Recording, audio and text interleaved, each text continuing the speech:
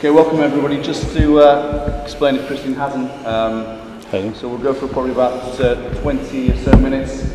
First 10, 15 will be no embargo, and then cameras can carry on filming, but just to stress, none of this content, either paraphrased or in terms of detail, should go out until 10 o'clock tonight. So we've no opening comments, so over to you.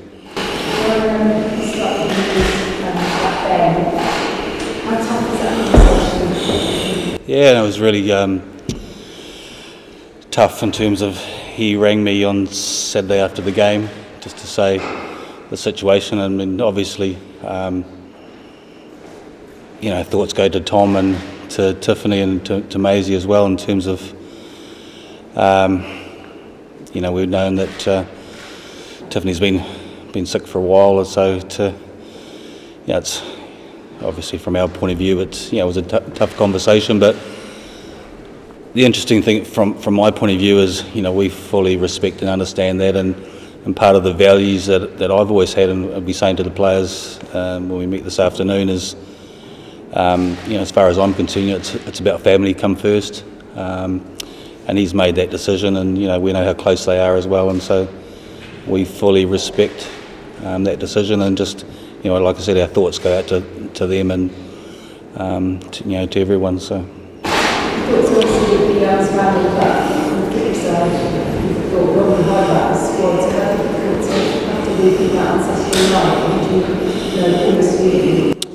Yeah, no, I think after having spoken to Ben and from selection and that, it was reasonably easy to make the phone call.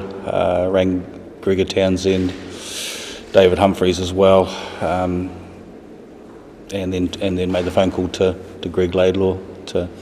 He was someone that we'd discussed, and the fact that he'd been injured and hadn't taken part in the Six Nations, was probably one of the reasons that he wasn't in the original squad. But the fact he's got an opportunity now to come in, I think it's obviously not ideal for him under the circumstances, but I think the good point is he's here from day one, so that makes it a little bit easier, and the introduction or the induction into the squad makes it easier for him.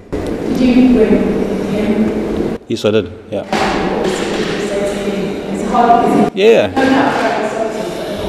I mean, I think that was a conversation. He said obviously it's not the ideal situation to come in. He's very aware of that. I think it's we know how sensitive that is. But obviously it's an opportunity, and given his experience and his leadership as well, I'm sure he'll fit in really well and do a good job. In terms of the injury updates, fine. Had spoke to the medics before. At the moment, we've got pretty much a clean bill of health in terms of players being fit and available. So there are no medical concerns with anyone in the squad at the moment. Yep. Yeah, I mean they're all basically fit now to play everyone in the squad. The thing with the modern game is that everyone's carrying knocks from week to week, and I think last weekend I think a few players have been rested and rotated just to recover from bumps and bruises and get ready for finals and semi-finals as well. So we're pretty pleased where everyone in the squad is at the moment, and no real injury concerns.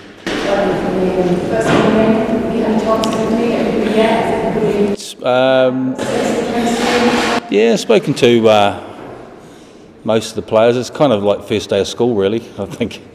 And I know what that's like as a player.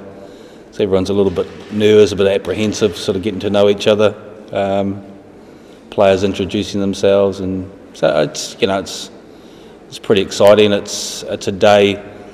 It's a very important day for us. It's something that not just for the Lions, but every squad goes through the same thing every time you meet together. It's an admin day, an organisation day to get through a kit issue. So for us to be able to have this today to get everything out of the way, given obviously some of the limited preparation time we have, it's a really important day for us, and very grateful, particularly to Saracens and to Gloucester, who've got big games this weekend, releasing their players. It does make a big difference to us, having everyone here and being able to do things, and we had a squad photo this afternoon as well, and getting that out of the way, and so a really important day for us, big day for us.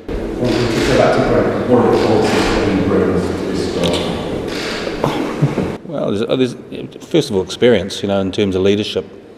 He's hugely respected in terms of that, and understands the game, goal kicking, his kicking game, just his organisation. I like the way that he brings his forward runners into the game. Look, he's not the biggest, the most imposing sort of scrum half, but he's got other qualities that makes that he's able to do, and he's a player that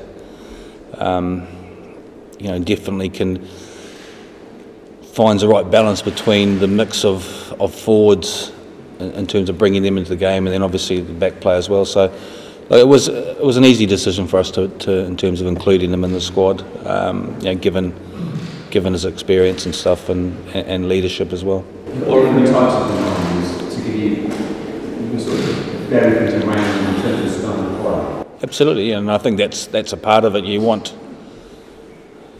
a difference in certain positions on players, not just at scrum halves, but other positions as well. Players that potentially can come off the bench, make an impact, have a point of difference. You don't want everyone playing exactly the same in each position, and it's nice to be able to have a difference in certain areas, and we feel we've got that in our nines as well. You say you've got that clean bill of health. Interestingly, New Zealand seems to be bulletins left, right and centre. Are you taking any notice of that? Are you leaving the medical bulletins that are coming out?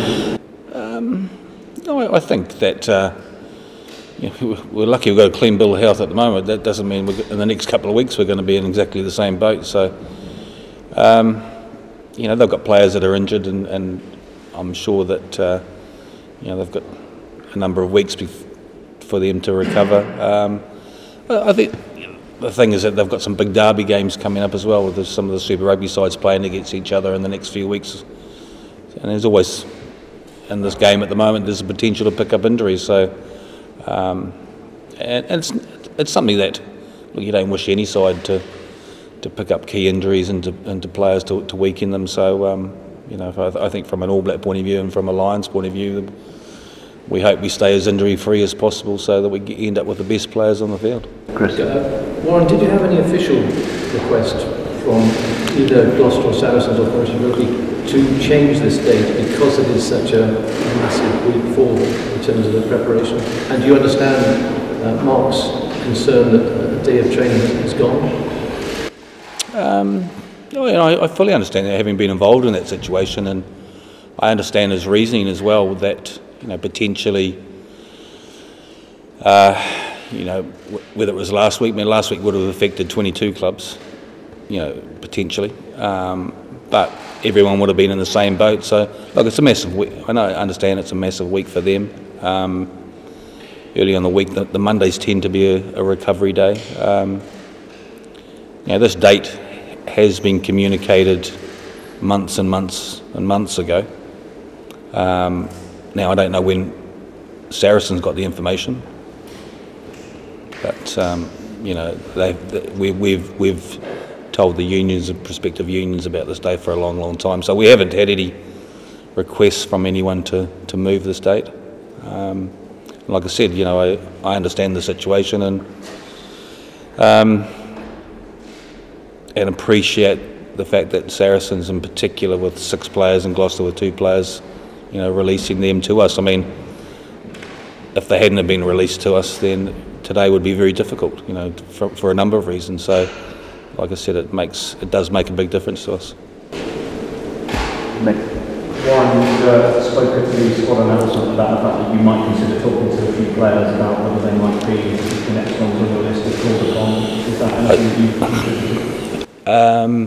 I said we would be available for them to contact us if anyone wanted to do that. So look, I know having spoken to the other coaches, I know they've spoken to players. I've had a couple of conversations with a couple of players about their situation. So, look, if we're available, if anyone wants to get on the phone and give me a call or talk to the other coaches, we're more than happy to do that. And as part of today's duties of all the squad meeting up, will you address them as a group and put any early messages through to them as to what you're expecting? Yeah, I mean, I think today is about not just me, it's about John Spencer and all the heads of department sort of talking to the players and trying to one, get a message across, but also just how things are going to work over the next few weeks and on tour. So, like I said, it is a big admin day, but if we can get that out of the way, and I'll be talking, obviously congratulating the players, and then talking a little bit about some of the expectations, and a little bit about what for us to expect in New Zealand as well. So, but I think there's about 11 or 12 of us got to have those, different conversations. So, hopefully we won't be talking for too long and trying to get the messages across, the important messages across anyway. Have you got your short list of DVDs and key bands to people? A couple of movies and stuff, and a couple of maybe bands to listen to, or to try and culturally get a bit of understanding about New Zealand. Yeah. This is the playoffs and finals coming up in Europe and domestically. How nervous are you watching on these big games? I think we're all it's like everything, you can't do anything about it. As a player, the last thing you want to do is get on, pick up an injury and miss out on the tour. But probably experiences in the past, if you worry about that, then you're more likely to pick up an injury. You've just got to go in there and play it like it's any other game, and give it 100%, and hopefully be injury free over the next few weeks. Look, the likelihood is that we may pick up, something's going to happen. So, and we've just got to be prepared for that. But it's not. You can't do anything about it. You can't. I can't change that. I can't affect that. So why spend too much time worrying about that? If it happens, it happens, and we've got to react to it as quickly as we possibly can. If it's not, but I won't be stressing about it over the next few weeks, and then just reacting to what may happen if we do end up in the situation where a player is ruled out because of injury. Is there anything you learned 4 years ago that you bring into this, or anything you changed having done it before?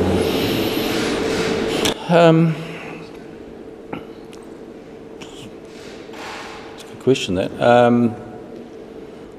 I think there's lots of little wee things in terms of, everyone's spoken about how tough the tour is going to be in terms of the quality of opposition, and I think it's a hugely positive thing. It's going to be. I think the first thing for me is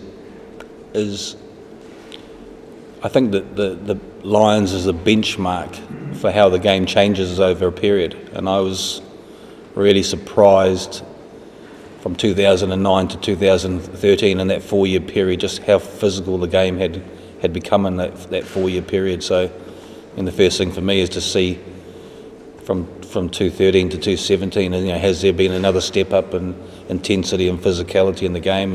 And with us playing sort of 2 games a week, how do you manage the players in that period in terms of training, rest periods, recovery? Probably that from that point of view, the game management and the management of the players is the important thing, and understanding also from 2013 that not all the 4 nations train the same way. Some of them are used to training twice a day, and a couple of the nations tend to train a little bit longer and tend to train once a day. So how do you manage the players in terms of that, and making sure that there's not too much of a load on them, and those are probably the things that from a playing point of view I learnt from 2013. Hey guys, we're sort of 15 in on embargo, so let's wrap that now. The rest of this content is